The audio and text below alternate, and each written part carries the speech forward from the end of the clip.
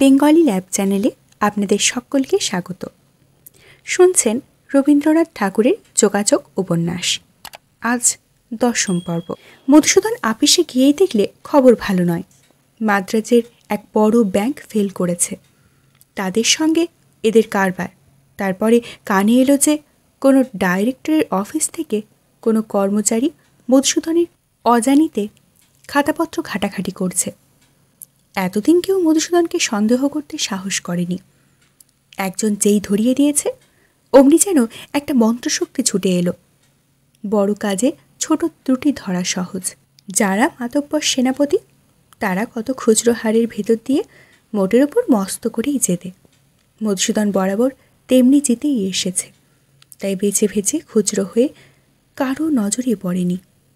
কিন্তু বেছে বেছে তারই একটা ফর্দ বানিয়ে সেটা সাধারণ লোকের নজরে তুললে তারা নিজের বুদ্ধির তারিফ করে, বলে আমরা হলে এ ভুল ধরতুম না।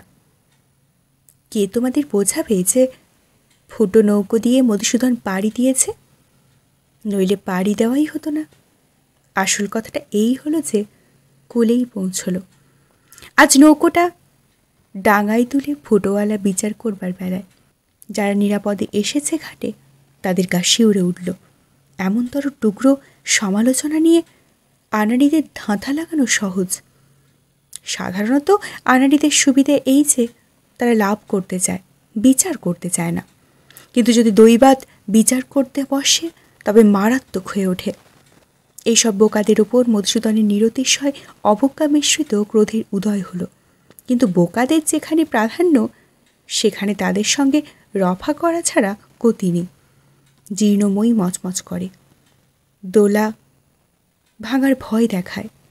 যে ব্যক্তি ওপরে চড়ে, তাকে এই পায়ের তলায় অবলম্বনটাকে বাঁচিয়ে চলতেই হয়।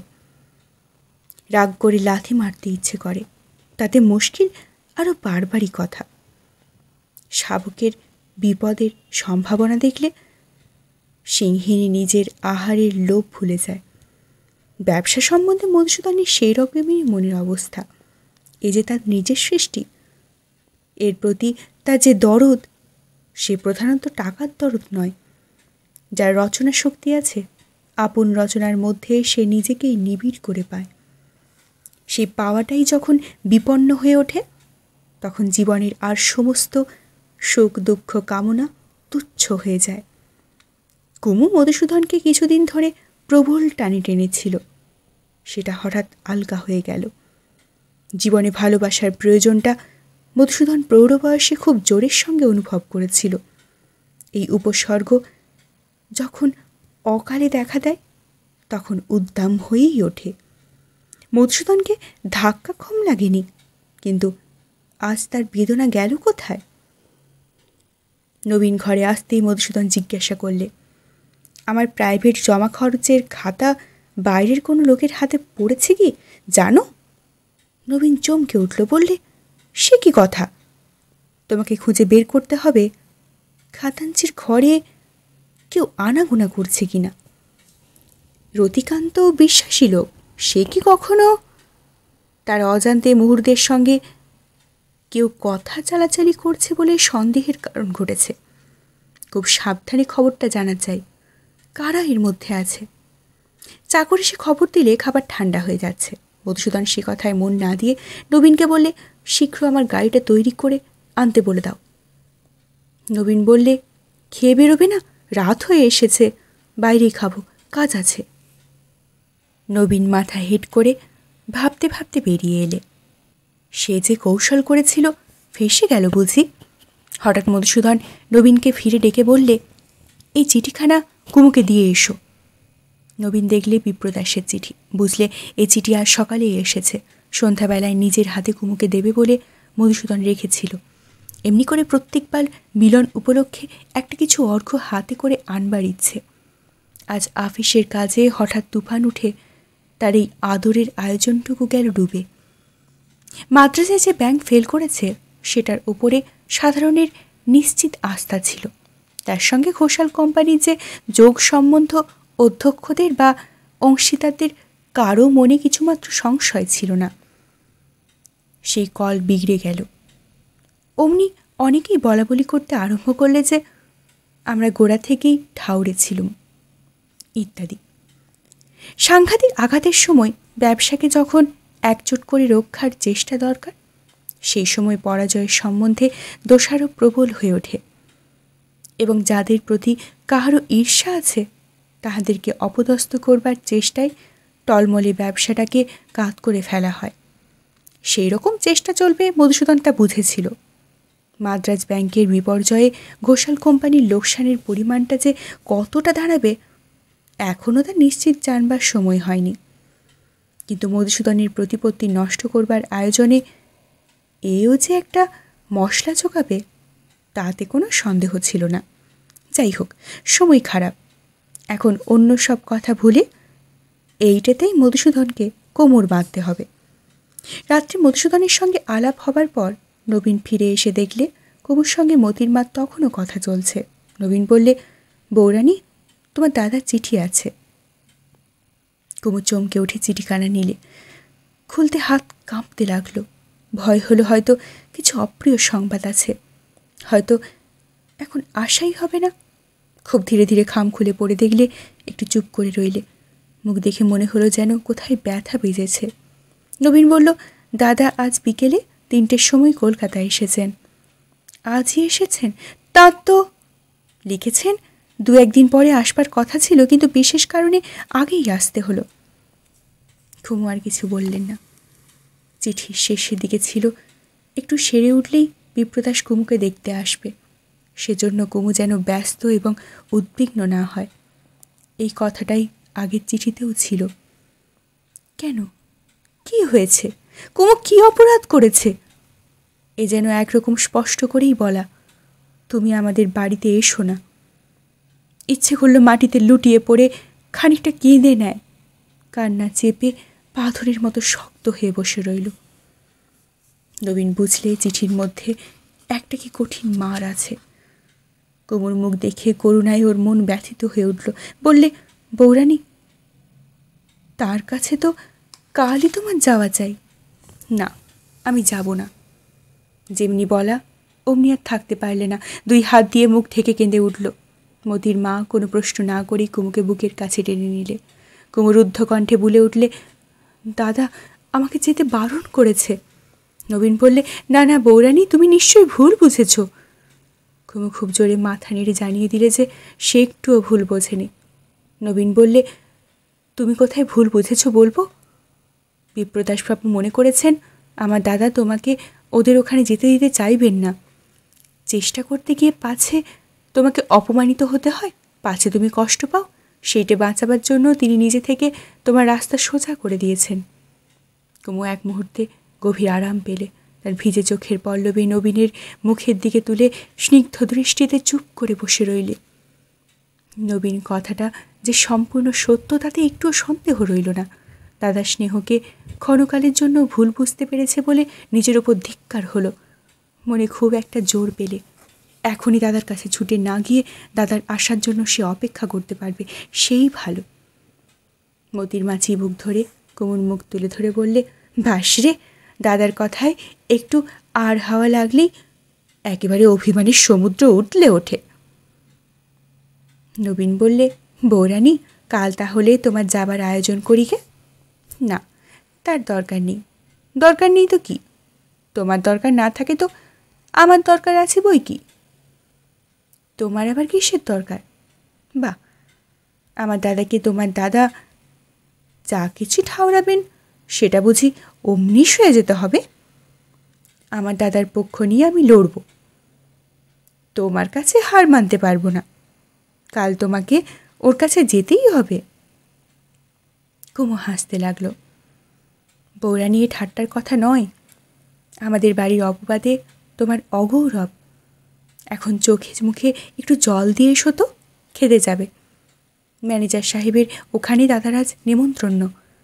আমার বিশ্বাস তিনি আজ বাড়ির ভেতর শুতে আসবেন না। দেখলুম বাইরে কামরায় তার বিছানা তৈরি। এই খবরটা পেয়ে কুমু মনে মনে আরাম পেলে। তার পরক্ষণেই এতটা আরাম পেলে বলে লজ্জা বোধ হলো। রাত্রে শোবার ঘরে মতির মার সঙ্গে নবীনের ওই কথাটা নিয়ে পরামর্শ চলল। মোতির মা বললে, তুমি তো দিদিকে আশ্বাস দিলে, তারপরে?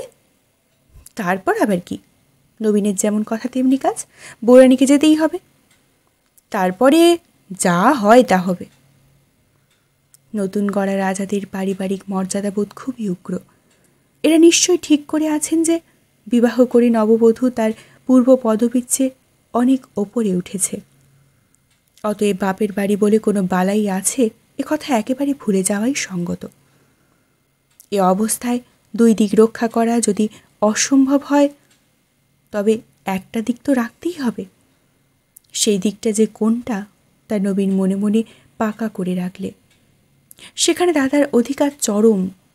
সেখানে ও কোনোদিন দাদার সঙ্গে লড়াই বাঁধাতে সাহস করতে পারবে এ কথা আর কিছুদিন আগে নবীন স্বপ্নেও ভাবতে পারত না।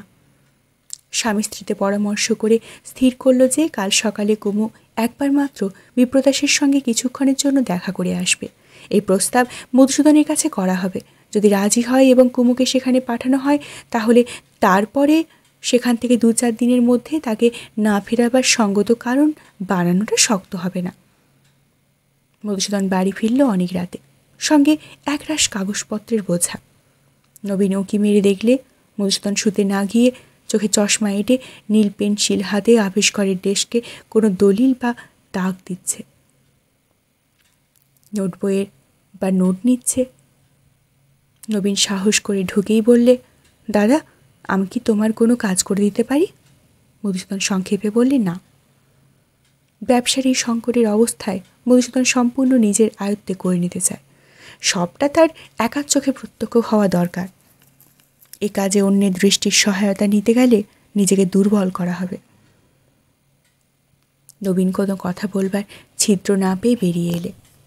শীঘ্র যে সুযোগ পাওয়া যাবে এমন তো ভাব তার বোধ হলো না। নবীনের পণ কাল সকালেই বৌরানীকে রওনা করিয়ে দেবে। আজ রাত্রির সম্মতি আদায় করা চাই। খানিকক্ষণ বাদে নবীন একটা ল্যাম্প হাতে করে দাদার টেবিলের ওপর রেখে বললে, তোমার আলো কম হচ্ছে। মধুসূদন অনুভব করলে এই দ্বিতীয় ল্যাম্পে তার কাজের অনেকখানি সুবিধা হলো, কিন্তু এই উপলক্ষে ও কোনো কথার সূচনা করতে পারলে না। আবার নবীনকে বেরিয়ে আসতে হলো। একটু পরেই মধুসূদনের অভ্যস্ত গুড়গুড়িতে তামাক সেজে তার চৌকির বাঁ পাশে বসিয়ে নলটা টেবিলের ওপর আস্তে আস্তে তুলে রাখলে। মধুসূদন তখনই অনুভব করলে এটারও দরকার ছিল। ক্ষণকালের জন্য পেন্সিলটা রেখে তামাকটা টানতে লাগলো। এই অবকাশে নবীনের কথা পারলে, দাদা শুতে যাবে না? অনেক রাত হয়েছে, বৌরানী তোমার জন্য হয়তো জেগে বসে আছেন। জেগে বসে আছেন কথাটা এক মুহূর্তে মধুসূদনের মনের ভিতর গিয়ে লাগলো। ঢেউয়ের ওপর দিয়ে জাহাজ যখন টলমল করতে করতে চলেছে, একটি ছোট্ট ডিঙির পাখি উড়ে এসে যেন মাছ তুলে বসল। ক্ষুব্ধ সমুদ্রের ভেতর ক্ষণকালের জন্য মনে এনে দিলে শ্যামল দ্বীপের নিভৃত বনোচ্ছায়ার ছবি। কিন্তু সে কথায় মন দেবার সময় এখন নয়। জাহাজ চালাতে হবে। মধুসূদন আপন মনের একটুকু চাঞ্চল্যে ভীত হলো। তখনই সেটা দমন করে বললে, বড় বউকে শুতে যেতে বলো, আজ আমি বাইরেই শোবো। তাকে না হয় এখানেই ডেকে দিই বলে নবীন গুড়গুড়ির কলকেটাতে ফু দিতে লাগলো। মধুসূদন হঠাৎ ঝেঁকে উঠে বলল, না না। নবীন তাতেও না দমে গিয়ে বললে, তিনি যে তোমার কাছে দরবার করবেন বলে বসে আছেন। রুগ্ন স্বরে মধুসূদন বললে, এখন দরবারের সময় নেই। তোমার তো সময় নেই দাদা, তার তো সময় কম। কি হয়েছে কি? বিপ্রদাসবাবু আজ কলকাতায় এসেছেন, খবর পাওয়া গেছে। তাই বৌরানী কাল সকালে সকালে যেতে চান। বেশিক্ষণের জন্যে না, একবার কেবল। মধুসূদন হাত ঝাঁকানি দিয়ে উঠে বললে, তা যান না, যান, ব্যাস, আর নয়, তুমি যাও। হুকুম আদায় করে নবীন ঘর থেকে এক দৌড়। বাইরে আসতেই মধুসূদনের ডাক কানে এসে পৌঁছল, নবীন। ভয় লাগলো আবার বুঝি দাদার হুকুম ফিরিয়ে নেয়। ঘরে এসে দাঁড়াতেই মধুসূদন বললে, বড় বউ এখন কিছুদিন তা দাদার ওখানে গিয়েই থাকবেন, তুমি তার জোগাড় করে দিও। নবীনের ভয় লাগলো দাদার এই প্রস্তাবে তার মুখে পাছে একটু উৎসাহ পায়। এমনকি সে একটু দ্বিধার ভাব দেখিয়ে মাথা চুলকাতে লাগলো। বললে, বৌরানী গেলে বাড়িটা বড় খালি খালি ঠেকবে। মধুসূদন কোনো উত্তর না দিয়ে গুড়গুড়ির নলটা নামিয়ে রেখে কাজে লেগে গেল। বুঝতে পারলে প্রলোভনের রাস্তা এখনো খোলা আছে, ওদিকে একেবারেই না। নবীন আনন্দিত হয়ে চলে গেল। মধুসূদন কাজ করতে লাগলো, কিন্তু কখন এই কাজের ধরার পাশ দিয়ে আর একটা উল্টো মানুষ ধারা খুলে গেছে তা সে অনেকক্ষণ নিজেই বুঝতে পারেনি। এমন সময় নীল পেন্সিলের প্রয়োজন না হতে ছুটি নিল। কুরকুরির নলটা উঠল মুখে। দিনের বেলায় মধুসূদনের মনটা কুমুর ভাবনা সম্বন্ধে যখন সম্পূর্ণ নিষ্কৃতি নিয়েছিল, তখন আগেকার দিনের মতো নিজের পরে নিজের একাধিপত্যের ফিরে পেয়ে মধুসূদন খুব আনন্দিত হয়েছিল। কিন্তু যত রাত হচ্ছে ততই সন্দেহ হতে লাগলো যে শত্রু দুর্গ ছেড়ে পালায়নি, সুরঙ্গেই ঘরে বসে গা ঢাকা দিয়ে আছে। বৃষ্টি থেমে গেছে। কৃষ্ণপক্ষের চাঁদে বাগানের কোণে এক প্রাচীন শিশু গাছের ওপরে আকাশে উঠে আর্দ্র পৃথিবীকে বিহ্বল করে দিয়েছে। হাওয়াটা ঠান্ডা। মধুসূদনের দেহটা বিছানার ওপরে একটা গরম কোমল স্পর্শের জন্য দাবি জানাতে আরম্ভ করেছে। নীল পেন্সিলটা চেপে ধরে খাতাপত্রের ওপর সে ঝুঁকে পড়লে, কিন্তু মনের গভীর আকাশে একটা কথা ক্ষীণ অথচ স্পষ্ট আওয়াজে বাজছে। বৌরানী হয়তো এতক্ষণ জেগে বসে আছে। মধুসূদন পণ করেছিল একটা বিশেষ কাজ আজ রাতের মধ্যে করে রাখবে। সেটা কাল সকালের মধ্যে সারতে পারলে সে খুব বেশি অসুবিধা হতো তা নয়, কিন্তু পণ করা ওর ব্যবসায়িক ধর্মনীতি। তার থেকে কোনো কারণে যদি ভ্রষ্ট হয় তবে নিজেকে ক্ষমা করতে পারে না। এতদিন ধর্মকে খুব কঠিনভাবে রক্ষা করেছে, তার পুরস্কারও পেয়েছে যথেষ্ট। কিন্তু ইদানিং দিনের মধুসূদনের সঙ্গে রাতের মধুসূদনের সুরের কিছু কিছু তফাৎ ঘটে আসছে। এক বিনায় দুটো তারের মতো। যে দৃঢ় পণ করে ডেস্কের ওপর ও ঝুঁকে পড়ে বসেছিল, রাত্রি যখন গভীর হয়ে এলো, সেই পরের কোন একটা ফাঁকের ওপর দিয়ে একটা উক্তি ভ্রমরের মতো ভন ভন করতে শুরু করে দিলে। বৌরানী হয়তো জেগে বসে আছেন।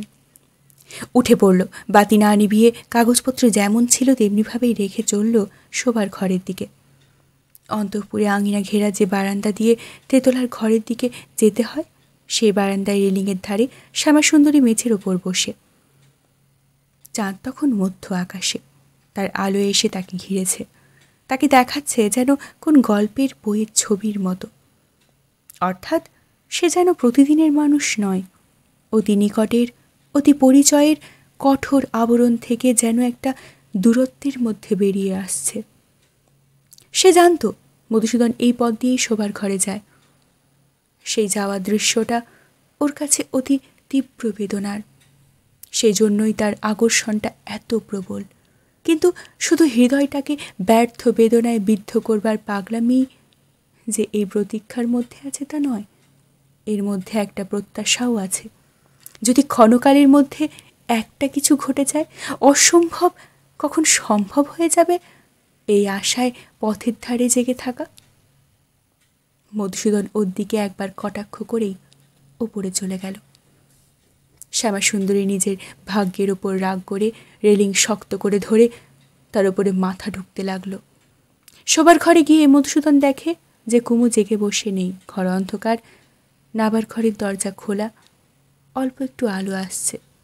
মধুসূদন একবার ভাবল ফিরে চলে যায়, কিন্তু পারলে না। গ্যাসের আলোটা জ্বালিয়ে দিলে। কুমু বিছানার মধ্যে মুড়িসুড়ি দিয়ে ঘুমোচ্ছে। আলো জ্বালতেও ঘুম ভাঙল না। কুমুর এই আরামে ঘুমানোর ওপর ওর রাগ ধরল। অধৈর্যের সঙ্গে মশারি খুলে ধপ করে বিছানার ওপর বসে পড়লে। খাটটা শব্দ করে কেঁপে উঠল। কুমু চমকে উঠে বসে পড়ল। আজ মধুসূদন আসবে না বলেই জানত। হঠাৎ তাকে দেখে মুখে এমন একটা ভাব এলো যে, তাই দেখে মধুসূদনের বুকের ভেতর থেকে যেন একটা শিল বিঁধল। মাথার রক্ত চড়ে গেল। বলে উঠল, আমাকে কোনো মতেই সইতে পারছো না, না? এমনতর প্রশ্নের কি উত্তর দেবে কুমু তা ভেবেই পেলে না। সত্যিই হঠাৎ মধুসূদনকে দেখে ওর বুক কেঁপে উঠেছিল আতঙ্কে। তখন ওর মনটা সতর্ক ছিল না, যে ভাবটা ও নিজের কাছেও সর্বদা চেপে রাখতে চায়। তার প্রবলতা নিজেও কুমু সম্পূর্ণ জানে না যে তখন হঠাৎ আত্মপ্রকাশ পেয়েছিল। মধুসূদন চিবিয়ে চিবিয়ে বললে, দাদার কাছে যাবার জন্য তোমার দরকার? কুমু এই মুহূর্তেই ওর পায়ে পড়তে প্রস্তুত হয়েছিল, কিন্তু ওর মুখে দাদার নাম শুনেই শক্ত হয়ে উঠল। বললে, না। তুমি যেতে চাও না? না, আমি চাইনি। নবীন আমার কাছে দরবার করতে পাঠাওনি? না, আমি পাঠাইনি। দাদার কাছে যাবার ইচ্ছে তাকে তুমি জানাওনি? আমি তাকে বলেছিলুম দাদাকে দেখতে আমি যাব না। কেন? তা আমি বলতে পারিনি। বলতে পারো না? আবার তোমার সেই নুননগরী চাল? আমি যে নুননগরীরই মেয়ে। যাও, তাদের কাছেই যাও। যোগ্য নাও তুমি এখানকার। অনুগ্রহ করেছিলেম, মর্যাদা বুঝলে না, এখন অনুতাপ করতে হবে। কুমু কাঠ হয়ে বসে রইল, কোনো উত্তর দিলে না। কুমুর হাত ধরে অসহ্য একটা ঝাঁকানি দিয়ে মধুসূদন বললে, মাপ চাইতেও জানো না? কিসের জন্যে? তুমি যে আমার এই বিছানার উপর শুতে পেরেছ তার জন্যে। কুমু তৎক্ষণাৎ বিছানা ছেড়ে উঠে পাশের ঘরে চলে গেল। মধুসূদন বাইরের ঘরে যাওয়ার পথে দেখলে শ্যামাসুন্দরী সে বারান্দায় উপুর হয়ে পড়ে। মধুসূদন পাশে এসে নিচু হয়ে তার হাত ধরে টেনে তোলবার চেষ্টা করে বললে, কি করছো শ্যামা? অমনি শ্যামা উঠে বসে মধুসূদনের 2 পা বুকে জড়িয়ে ধরে গদগদ কণ্ঠে বললে, আমাকে মেরে ফেলো তুমি। মধুসূদন তাকে হাত ধরে তুলে দাঁড় করালে, বললে, ইস, তোমার গা যে একেবারে ঠান্ডা হিম, চলো তোমাকে শুইয়ে দিয়ে আসিগে। বলে তাকে নিজের শাড়ির এক অংশে আবৃত করে ডান হাত দিয়ে সবলে চেপে ধরে শোবার ঘরে পৌঁছে দিয়ে এলো। শ্যামা চুপি চুপি বললে, একটু বসবে না? মধুসূদন বললে, কাজ আছে। রাতের বেলা কোথা থেকে ভূত চেপে এতক্ষণ মধুসূদনের কাজ নষ্ট করে দেওয়ার জোগাড় করেছে? আর নয়, কুমুর কাছ থেকে যে উপেক্ষা পেয়েছে তার ক্ষতিপূরণের ভাণ্ডার অন্য কোথাও জমা আছে, এটুকু সে বুঝে নিলে। ভালোবাসার ভেতর দিয়ে মানুষ আপনার যে পরম মূল্য উপলব্ধি করে, আজ রাত্রে সেই অনুভব করবার প্রয়োজন মধুসূদনের ছিল। শ্যামাসুন্দরী সমস্ত জীবন মন দিয়ে ওর জন্য অপেক্ষা করে আছে। সে আশ্বাসটুকু পেয়ে মধুসূদন আজ রাত্রে কাজের জোর পেয়ে গেলে। আর অমর্যাদার কাঁটা ওর মনের মধ্যে বিঁধে আছে, তার বেদনা অনেকটা কমিয়ে দিলে। এই রাত্রে কুমু যে ধাক্কা পেলে তার মধ্যে ওর একটা সান্ত্বনা ছিল।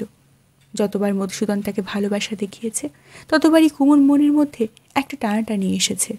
ভালোবাসার মূল্যেই এর পরিশোধ করা চাই, এই কর্তব্যবোধে ওর অত্যন্ত অস্থির হয়েছে।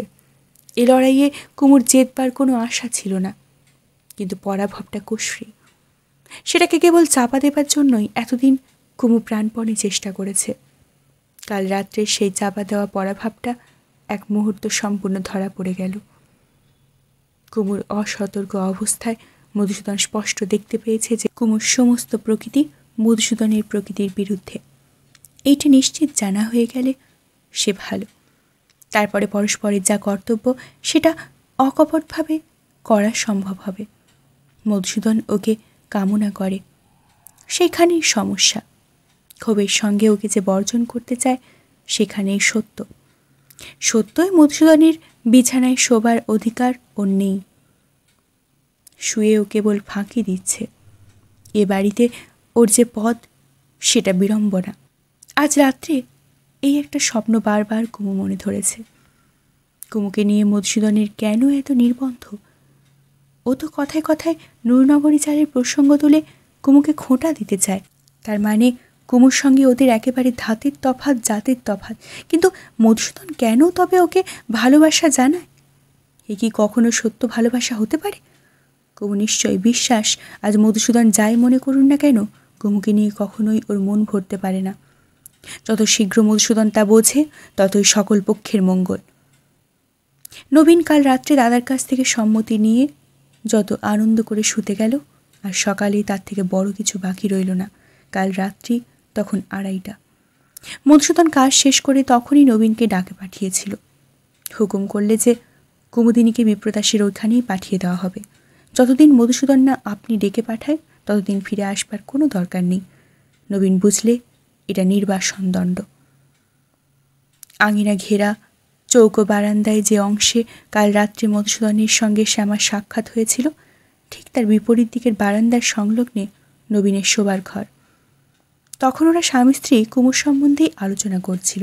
এমন সময় গলার শব্দ শুনে মোতির মা দরজা খুলতেই জ্যোৎস্নার আলোতে মধুসূদনের সঙ্গে শ্যামার মিলনের ছবি দেখতে পেলে।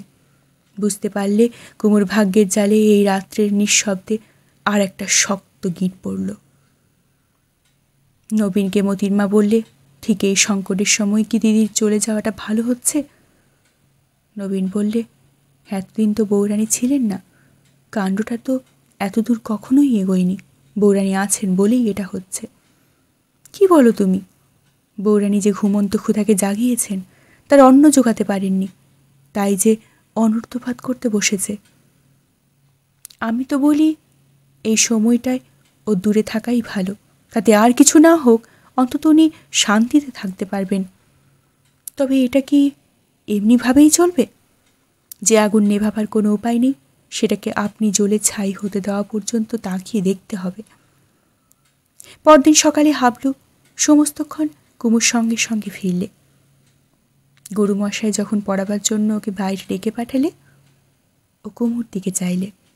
কুমু যদি যেতে বলতো ও যেত, কিন্তু কুমু বেহারাকে বলে দিয়েছিল আজ হাবলুর ছুটি। বধূ কিছুদিনের জন্য বাপের বাড়ি যাচ্ছে। সেই সুরটি আজ কুমুর যাত্রার সময় লাগলো না। এ বাড়ি যেন ওকে আজ হারাতে বসেছে। যে পাখি খাঁচায় বন্দি করা হয়েছিল, আজ যেন তার দরজা একটু ফাঁক করতে সে উড়ে পড়ল। আর যেন এই খাঁচাতে সে ঢুকবে না। নবীন বললে, বউরানী ফিরে আসতে দেরি করো না। এই কথাটা সব মন দিয়ে বলতে পারলে বেঁচে যেতুম, কিন্তু মুখ দিয়ে বেরোলো না। যাদের কাছে তোমার যথার্থ সম্মান, সেইখানেই তুমি থাকোগে। কোনো কালে নবীনকে যদি কোনো কারণে দরকার হয়, স্মরণ করো। মোতির মা নিজের হাতের তৈরি আমসত্ত্ব আচার প্রভৃতি একটা হাঁড়িতে সাজিয়ে পালকিতে তুলে দিলে, বিশেষ কিছু না বলে। কিন্তু মনে তার বেশ একটু আপত্তি ছিল। যতদিন বাধা ছিল স্থূল, ততদিন মধুসূদন কুমুকে বাহির থেকে অপমান করেছে। মোতির মার সমস্ত মন ততদিন ছিল কুমুর পক্ষে। কিন্তু যে বাধা সূক্ষ্ম, যা মর্মগত, বিশ্লেষণ করে যার সংজ্ঞা নির্ণয় করা কঠিন, তারই শক্তি যে প্রবলতম, এ কথাটা মোতির মার কাছে সহজ নয়। স্বামী যে মুহূর্তে প্রসন্ন হবে, সেই মুহূর্তেই অবিলম্বে স্ত্রী সেটাকে সৌভাগ্য বলে গ্রহণ করবে। মোতির মা এইটাকেই স্বাভাবিক বলে জানে। এর ব্যতিক্রমকে সে বাড়াবাড়ি বলে মনে করে। এমনকি কখনো যে বউরানীর সম্বন্ধে নবীনের দরদ আছে, সেটাতে তার রাগ হয়। কুমুর প্রকৃতিগত বিতৃষ্ণা যে একান্ত অকৃত্রিম, এটা যে অহংকার নয়, এমনকি এইটাই যে কুমুর নিজের সঙ্গে নিজের দুর্জয় বিরোধ, সাধারণত মেয়েদের পক্ষে এটা স্বীকার করে নেওয়া কঠিন। যে চীনে মেয়ে প্রথার অনুসরণে নিজের পা বিকৃত করতে আপত্তি করেনি, সে যদি শোনে জগতের এমন মেয়ে আছে, আপনার এই পর্দসংকোচ পীড়নকে স্বীকার করা অপমানজনক বলে মনে করে, তবে নিশ্চয়ই সেই কুণ্ঠাকে সে হেসে উড়িয়ে দেয়। নিশ্চয়ই বলে ওটা ন্যাকামি। যেটা নিগূঢ়ভাবে স্বাভাবিক, সেইটাই যে জানে অস্বাভাবিক। মোতির মা একদিন কুমুর দুঃখে সবচেয়ে বেশি দুঃখ পেয়েছিল। বোধ করি সেই জন্যই আজ তার মন এত কঠিন হতে আরম্ভ করেছে। প্রতিকূল ভাগ্য যখন বরদান করতে আসে, তখন তার মাথা ঠেকিয়ে যে মেয়ে অবিলম্বে সে বর গ্রহণ করতে না পারে, তাকে মমতা করা মোতির মার পক্ষে অসম্ভব, এমনকি মার্জনা করাও। বাড়ির সামনে আসতেই পালকির দরজা একটু ফাঁক করে কুমু ওপরের দিকে চেয়ে দেখলে, রোজ এই সময়টা বিপ্রদাস রাস্তার ধারের বারান্দায় বসে খবরের কাগজ পড়ত। আজ দেখলে সেখানে কেউ নেই। আজ যে কুমু এখানে আসবে, এ খবর এ বাড়িতে পাঠানো হয়নি। পালকির সঙ্গে মহারাজার তকমা পরা দারোয়ানকে দেখে এ বাড়ির দারোয়ান ব্যস্ত হয়ে উঠলে, বুঝলে যে দিদি ঠাকুরন এসছেন। বারবাড়ির আঙিনায় পার হয়ে অন্তঃপুরের দিকে পালকি চলেছিল। কুমু থামিয়ে দ্রুতপদে বাইরের সিঁড়ির ওপর বেয়ে ওপরে উঠে গেল। তার ইচ্ছে তাকে আর কেউ দেখবার আগে সর্বপ্রথম দাদার সঙ্গে তার দেখা হয়। নিশ্চয় সে জানত বাইরের আরাম কেদারাতে রোগীর থাকবার ব্যবস্থা হয়েছে। ওইখানে জানলার থেকে বাগানের কৃষ্ণচূড়া, কাঞ্চন এবং অশ্বত্থ গাছের একটি কুঞ্জসভা দেখতে পাওয়া যায়। সকালের রোদ্দুর ডালপালার ভেতর দিয়ে এই ঘরেই প্রথম দেখা যায়। এই ঘরটি বিপ্রদাসের পছন্দ। কুমু সিঁড়ির কাছে আসতেই সর্বাগ্রে টমকুকুর ছুটে এসে ওর গায়ের ওপর পড়ে ঝাঁপিয়ে পড়ে চেঁচিয়ে ল্যাজ ঝাপটি অস্থির করে দিলে। কুমুর সঙ্গে সঙ্গে লাফাতে লাফাতে চেঁচাতে চেঁচাতে টম বলল। বিপ্রদাসের একটা মুড়ে তোলা কৌচের পিঠে হেলান দেওয়া আলশোয়া অবস্থায়, পায়ের ওপর একটা ছিটের বালা পোস্টানা, একখান বই ডান হাতে বিছানার ওপর এলিয়ে আছে, যেন ক্লান্ত হয়ে একটু আগে পড়া বন্ধ করেছে। চায়ের পেয়ালা আর ভুক্তাবশেষ রুটি সমেত একটা পিরিচ পাশে মেঝের ওপর পড়ে, শিয়রের কাছে দেয়ালের গায়ের শেলফে বইগুলো ওলট পালট এলোমেলো। রাত্রি যে ল্যাম্প জ্বলেছিল সেটা ধোঁয়ার দাগি ঘরের কোণে এখনও পড়ে আছে। কুমু বিপ্রদাসের মুখের দিকে চেয়ে চমকে উঠল। ওর এমন বিবর্ণ রুগ্ন মূর্তি কখনো দেখেনি। সে বিপ্রদাসের সঙ্গে এই বিপ্রদাসের যেন কত যুগের তফাৎ। দাদার পায়ের তলায় মাথা রেখে কুমু কাঁদতে লাগলো। ঘুমুচে এসেছিস? আয় এইখানে আয় বলে বিপ্রদাস তাকে পাশে টেনে নিয়ে এলো। যদিও চিঠিতে বিপ্রদাসের তাকে আসতে একরকম বারণ করেছিল, তবু তার মনে আশা ছিল যে কুমু আসবে।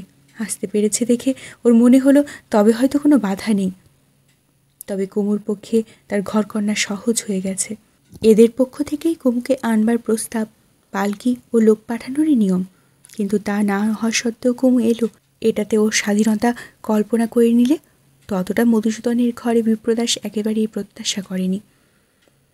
কুমু তার দুই হাত দিয়ে বিপ্রদাসের আলুথলু চুল একটু পরিপাটি করতে করতে বললে, দাদা, তোমার একই চেহারা হয়েছে। আমার চেহারা ভালো হবার মতো ইদানিং তো কোনো ঘটনা ঘটেনি, কিন্তু তোরই কীরকম শ্রী ফ্যাকাশি হয়ে গেছিস যে। ইতিমধ্যে খবর পেয়ে ক্ষেমাপিসি এসে উপস্থিত।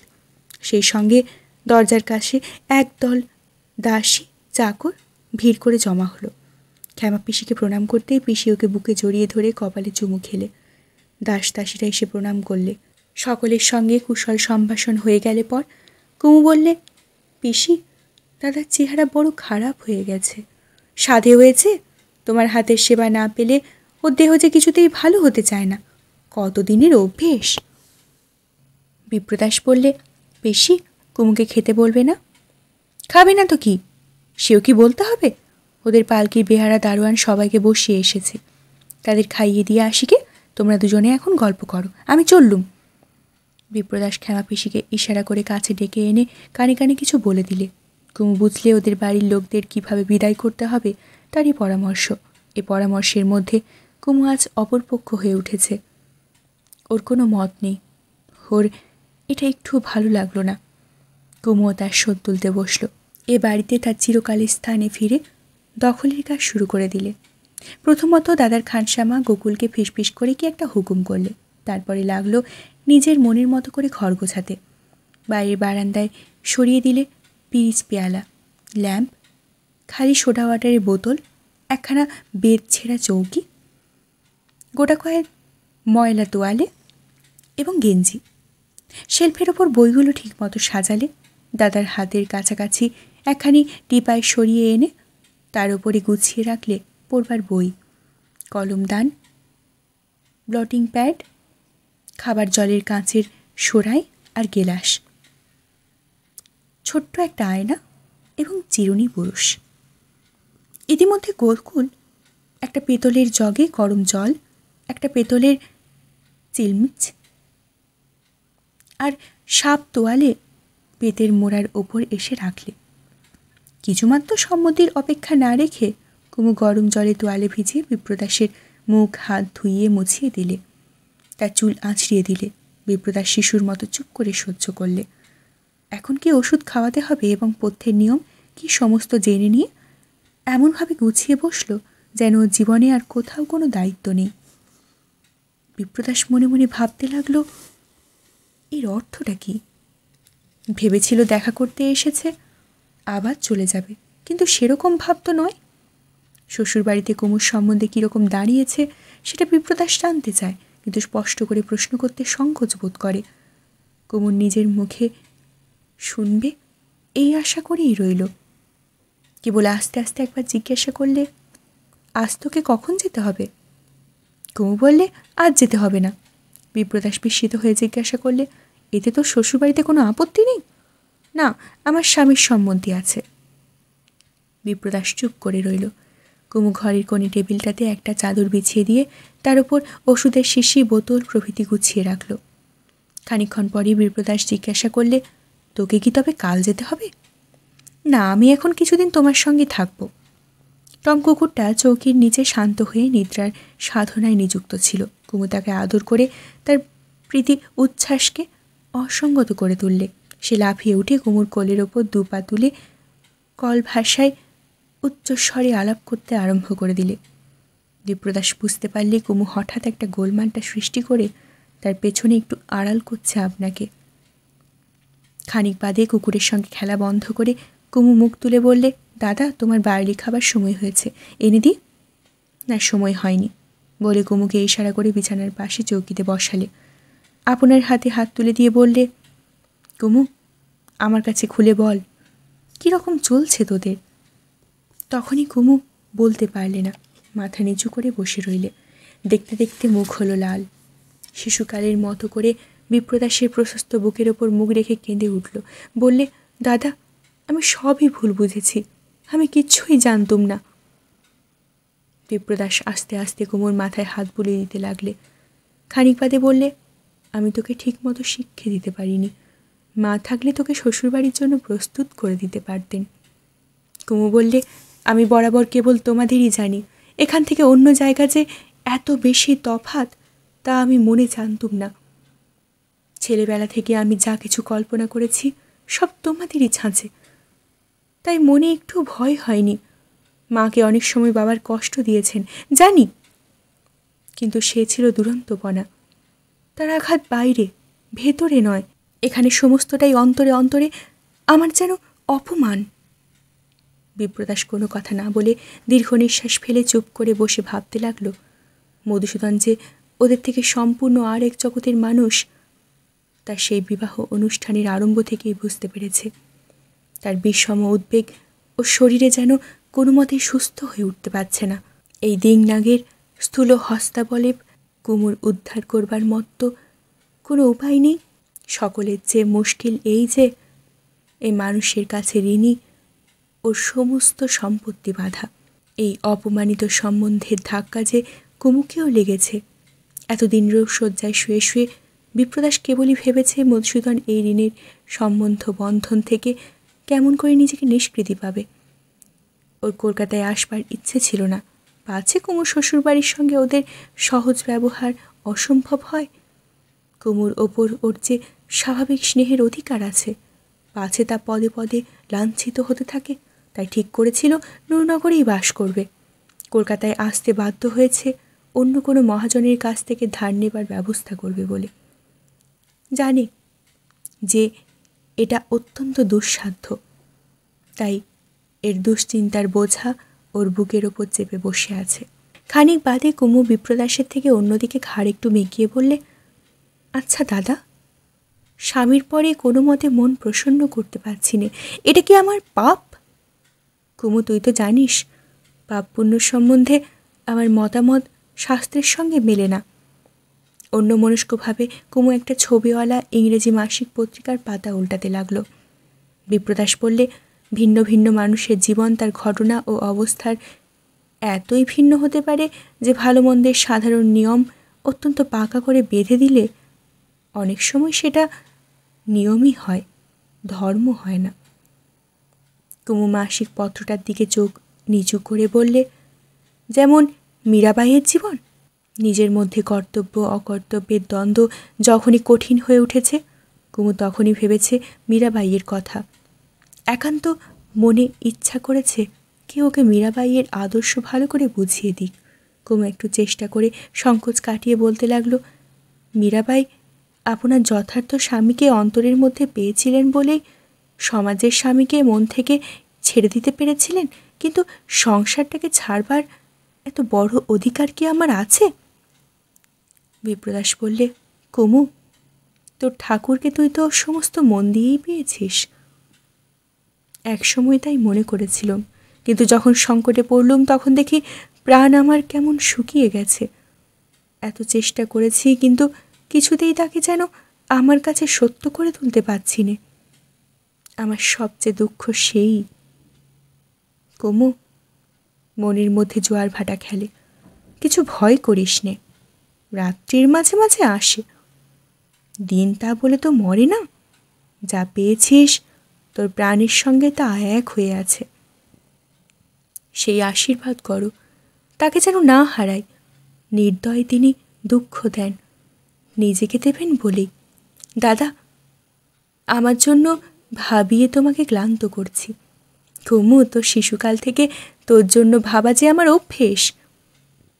আজ যদি তোর কথা জানা বন্ধ হয়ে যায়, তোর জন্য তো ভাবতে না পাই, তাহলে শূন্য ঠেকে। সেই শূন্যতা হাতড়াতে গিয়েই তো মন ক্লান্ত হয়ে পড়েছে। কুমু বিপ্রদাসের কাছে হাত বুলিয়ে দিতে দিতে বললে, আমার জন্য তুমি কিন্তু কিছু ভেবো না দাদা। আমাকে যিনি রক্ষা করবেন তিনি ভেতরেই আছেন, আমার বিপদ নেই। আচ্ছা, থাক ওসব কথা। তোকে যেমন গান শেখাতুম, ইচ্ছে করছে তেমন করেই আজ তোকে শেখায়। ভাগ্যে শিখিয়েছিলে দাদা, ওতেই আমাকে বাঁচায়, কিন্তু আজ নয়। তুমি আগে একটু জোর পাও। আজ আমি বরঞ্চ তোমাকে একটা গান শোনাই। দাদা শিয়রে বসে কুমু আস্তে আস্তে গাইতে লাগলো। मीरा घर आए शही पीतम पिय पारे, मीरा के प्रभु गिरिधार नागर चरण कमल बलिहार रे। বিপ্রদাস চোখ বুজে শুনতে লাগলো। গাইতে গাইতে কুমুর দুই চক্ষু জলে ভরে গেল এক অপরূপ দর্শনে। ভেতরের আকাশ আলো হয়ে জ্বলে উঠল। প্রিয়তম ঘরে এসেছেন, চরণ কমল বুকের মধ্যে ছুতে পাচ্ছে। অত্যন্ত সত্য হয়ে উঠল অন্তর্লোক, সেখানে মিলন ঘটে। গান গাইতে গাইতে ও সেইখানেই পৌঁছেছে। চরণ কমল বলিহার রে। সমস্ত জীবন ভরে দিয়ে সেই চরণ কোমল, অন্ত নেই যার। সংসারে দুঃখ, আপনার জায়গা রইল কোথায়? পিয়া ঘর আয়ে, তার বেশি আর কি চাই? এই গান কোনোদিন যদি শেষ না হয়, তাহলে তো চিরকালের মতো রক্ষা পেয়ে গেল কুমু। কিছু রুটি, টোস্ট আর এক পেয়ালা বার্লি গোকুল টিপাইয়ের ওপর রেখে দিয়ে গেল। কুমু গান থামিয়ে বললে, দাদা, কিছুদিন আগে মনে মনে গুরু খুঁজছিলুম। আমার দরকার কি?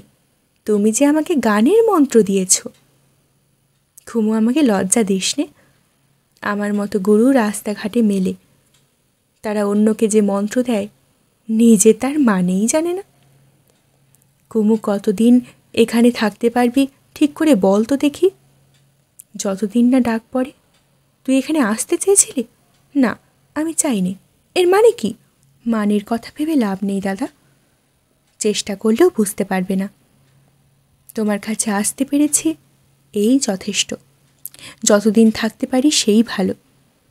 দাদা, তোমার খাওয়া হচ্ছে না, খেয়ে নাও। চাকর এসে খবর দিলে মুখুজ্জে মশাই এসেছেন। বিপ্রদাস একটু যেন ব্যস্ত হয়ে উঠে বললে, ডেকে দাও। ভালো লাগলে অবশ্যই লাইক করবেন, শেয়ার করবেন, চ্যানেলটি সাবস্ক্রাইব করতে ভুলবেন না এবং খুব তাড়াতাড়ি নোটিফিকেশন পেতে অবশ্যই পাশে থাকা বেল আইকনটি প্রেস করে রাখবেন। আরও কী কী শুনতে চান কমেন্ট বক্সে অবশ্যই জানাবেন। ধন্যবাদ। ভালো লাগলে অবশ্যই লাইক করবেন, প্রিয়জনদের সাথে শেয়ার করবেন। আরও কী কী শুনতে চান কমেন্ট বক্সের মাধ্যমে আমাকে অবশ্যই জানাবেন। আমি যথাসম্ভব চেষ্টা করি আপনারা যা যা শুনতে চান সেগুলোই পার্ট দেওয়ার। অবশ্যই বেঙ্গলি ল্যাব চ্যানেলটি সাবস্ক্রাইব করে আমার সাথে থাকুন, আমি উৎসাহিত হই। পাশে থাকা বেল আইকনটি প্রেস করতে ভুলবেন না। সবার আগে হাতের মুঠোয় প্রতিটি পর্ব পেতে অবশ্যই সাবস্ক্রাইব করে বেল আইকন প্রেস করে রাখুন।